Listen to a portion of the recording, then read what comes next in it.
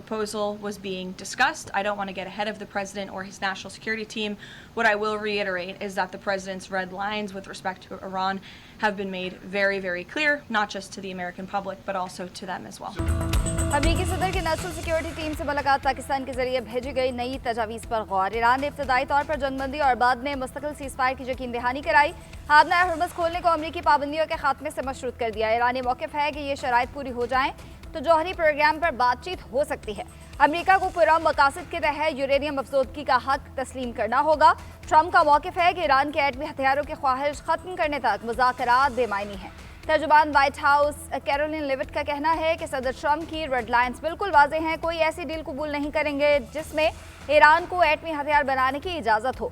मज़ीद मालूमात अमरीकी सदर खुद फराहम करेंगे। वह ईरानी तजवीज़ की हिमायत या मुखालफत में कोई राय देने की पोजीशन में नहीं। ट्रंप के नज़दीक सबसे मुकद्दम अमरीका और उसके अवाम की सलामती है।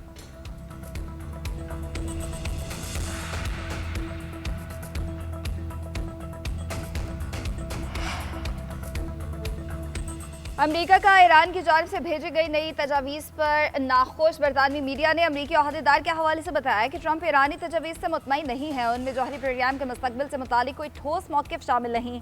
अमरीकी क़यादत में इस चीज़ पर तशवीश पाई जाती है। एक और साबिक अहदेदार के मुताबिक ट्रंप ईरान की जंग ख़त्म करने की तजवीज़ कबूल कर सकते हैं। हादना हुर्मुज़ की बहाली को तरजीह दी जा रही है। जौहरी मामला हल करना मुश्किल होगा।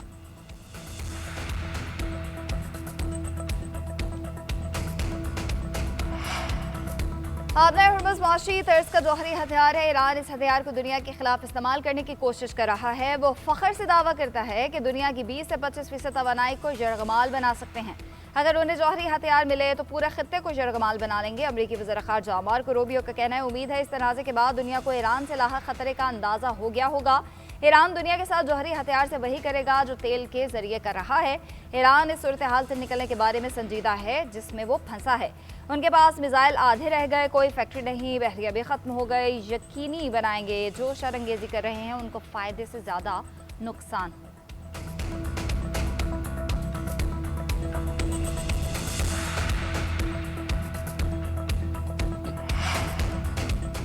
ईरानी वज़ीर ख़ारजा की मॉस्को में रूसी सदर पुतिन से मुलाकात। अमरीका ईरान जंगबंदी से मुतालिक बातचीत। अब्बास अराग़ची का सफ़ारतकारी के लिए रूस के हमायत का खैर मकदम।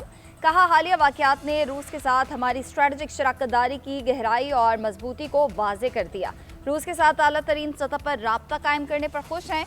अमरीका ने मज़ीद मुज़ाकरात की दरख्वास्त की है जिस पर तेहरान गौर कर रहा है। हम दुनिया की सबसे बड़ी सुपर पावर के सामने डट कर खड़े हैं।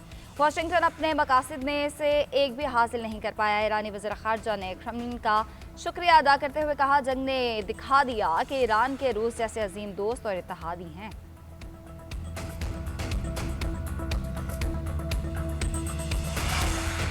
रूस की अमरीका और ईरान के दरमियान सालसी की पेशकश। ईरानी वज़ीर ख़ारजा से मुलाकात के बाद सदर पुतिन ने कहा, रूस तनाज़े के हल के लिए किरदार अदा करने को तैयार है। मशरिक़ वस्ता में पायदार अमन का क़याम चाहते हैं। हर सूरत मुज़ाकरात के जारी रहने और जंगबंदी के तसलसल का खैर मकदम करेंगे।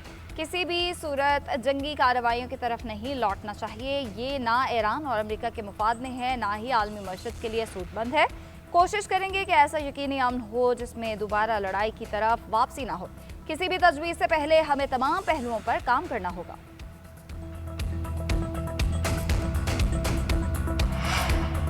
अक़वाम मुत्तहिदा में आबदा हुर्मुज़ की बंदिश और समंदरी सलामती पर हंगामी इजलास। UN सेक्रेटरी जनरल का आलमी गुज़रगाह फौरी खोलने का मुतालबा। कहा, बहरान के बायस ट्रांसपोर्ट अखराजात में इजाफा हो रहा है। आबदा हुर्मुज़ पर कोई टोल टैक्स नहीं, तिजारत बहाल होने दी जाए। अमरीकी सफ़ीर बोले, आबदा हुर्मुज़ ईरान की मलकियत नहीं, जहाज़ गुजरने की फ़ीस वसूल करना रिश्वत के बराबर है। रूसी सफ़ीर ने कहा, मगरबी ममालिक ख़त्े में कशीदगी के ज़िम्मेदार है। जंगी हालात में साहली रियासतें सिक्योरिटी वजूहात पर पाबंदियाँ लगा सकती हैं। ईरानी सफ़ीर बोले, ख़त्े के इस्तेहकाम से कबल हमें काबिल एतमाद ज़मानतों की ज़रूरत है। हमें ज़मानत दी जाए कि ईरान के खिलाफ दोबारा हमले नहीं होंगे।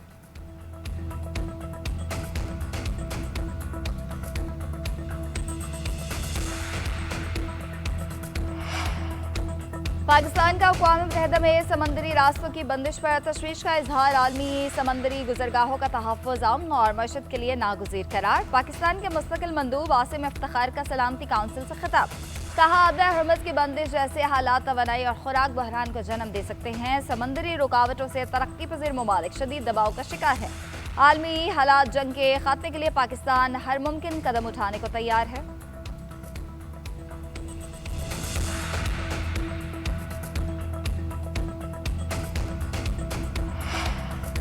ईरान आबे हरमज से गुजरने वाले जहाज़ों से रियाल में वसूली करेगा। आबे हरमज से गुजरने वाले जहाज़ों से फीस वसूल की तहरीक तैयार कर ली गई। ईरानी पार्लियामेंट की कौमी सलामती और खारिजा पॉलिसी कमेटी के चेयरमैन इब्राहिम अजीजी का कहना है आबे हरमज से मुतालिक कानून की तहरीक ईरानी पार्लियामेंट में पेश की जाएगी।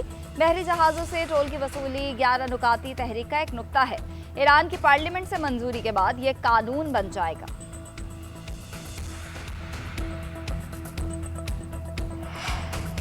अमेरिका की जानिब से बहरी जहाज कब्जे में लेने पर ईरान का सख्त रद्द-ए-अमल। तर्जुमान ईरानी वज़ारत ख़ारिजा इस्माइल बकाई ने अमरीकी इक़दाम को खुलेआम क़ज़ाक़ी करार दिया। कहा अमरीका को ढिठाई से गैर कानूनी रवैया अपनाने पर जवाबदेह होना चाहिए। इक़दाम से आज़ाद तिजारत की बुनियादों को नुकसान पहुंचेगा। इस्माइल बकाई की ईरान पर यूरोपीय यूनियन की पाबंदियों पर भी शदीद तनकीद।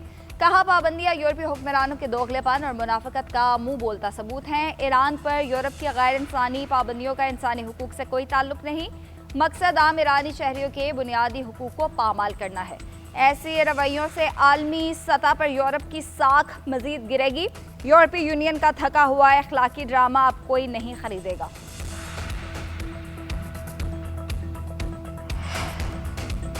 आबे हरमुज की बंदिश। आलमी मंडी में तेल की कीमतों में मजीद इजाफा। अमरीकी क्रूड ऑयल 1.1% इजाफे से $97 फी बैरल हो गया। बरतानवी खाम तेल की कीमत $109 से तजावुज कर गई।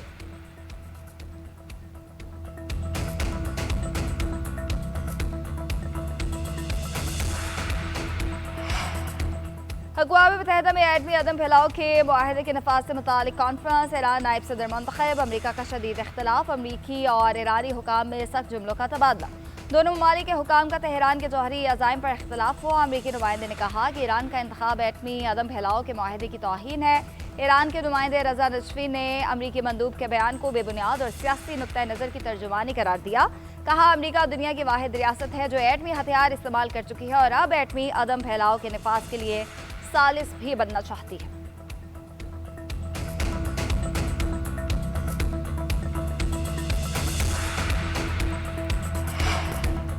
जंगबंदी के बावजूद सेहवानी फौज की ढिठाई बरकरार। जनूबी लबनान पर इसराइली हमले में 4 अफराद जाँ बहक, 51 जख्मी हो गए। खबर साए एजेंसी के मुताबिक इसराइली फौज ने जनूबी लबनान के मुख्तलिफ इलाकों में 1 दर्जन से ज्यादा मकामात को निशाना बनाया। दूसरी जानिब हिजबुल्लाह के भी जवाबी वार इसराइली फौजी और हेलीकॉप्टर पर हमले की वीडियो जारी कर दी। ड्रोन के जरिए एक टैंक के करीब खड़े फौजियों को निशाना बनाया गया। हमले में हलाक और जख्मी फौजियों को ले जाने के लिए हेलीकॉप्टर भेजा गया। हेलीकॉप्टर को भी ड्रोन से निशाना बनाया गया।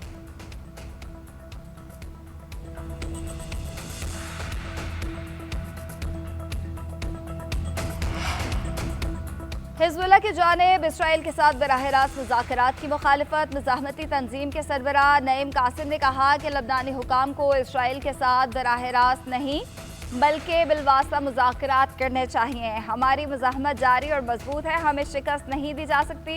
हथियार नहीं डालेंगे। लबनान और उसके अवाम के दिफा के लिए मुज़ाहमत जारी रखेंगे। उधर लबनानी सदर जोसेफ औन का कहना है यकीन दिलाता हूँ कि किसी जिल्लत आमेज माहदे को कबूल नहीं करूँगा।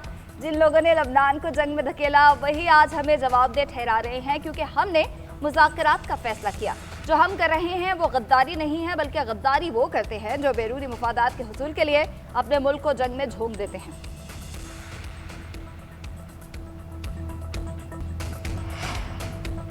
नायब वज़ीर-ए-आज़म इसहाक डार के कनाडा, बरतानिया और मिस्र की वज़राए ख़ारिजा से राब्ते। कैनेडियन वज़ीर ख़ारिजा अनीता आनंद से गुफ्तगू में ख़त्ते में होने वाली ताज़ा तरीन पेशरफ़ पर तबादला ख्याल हुआ।